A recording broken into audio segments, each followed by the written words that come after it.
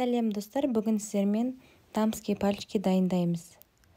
Табамызға майымызды салып, оның үстіне суымызды қойып, орташа отта қайнатамыз майымыз ерігенше.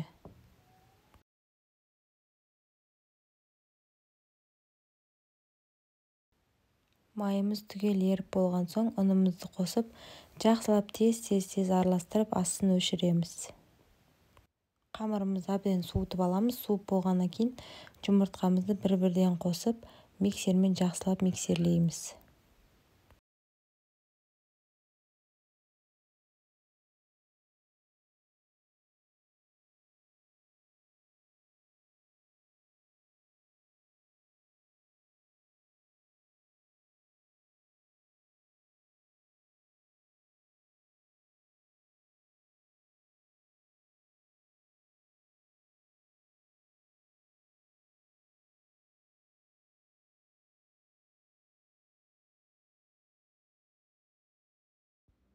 Дайын қамырымызды арнайы салафанға салып аламыз.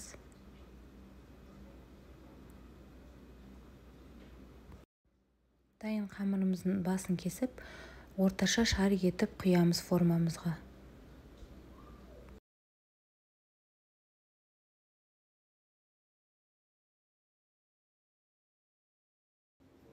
Үсті орташа формада салсаңыздар болады, қатты үлкейтіп керек емес.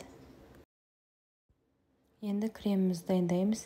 Сливкиімізге қант ұнтағын қосып, оның үстіне сгущенкамызды қосып, бәрін бір келкі болғанша араластырамыз.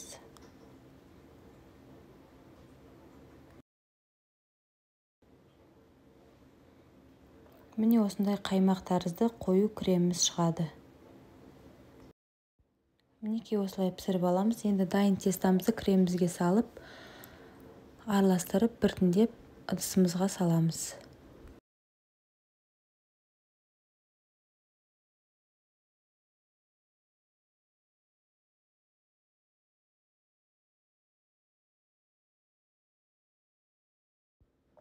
Үстіне шоколадымызды ерітіп, әсемдесеңіздер болады.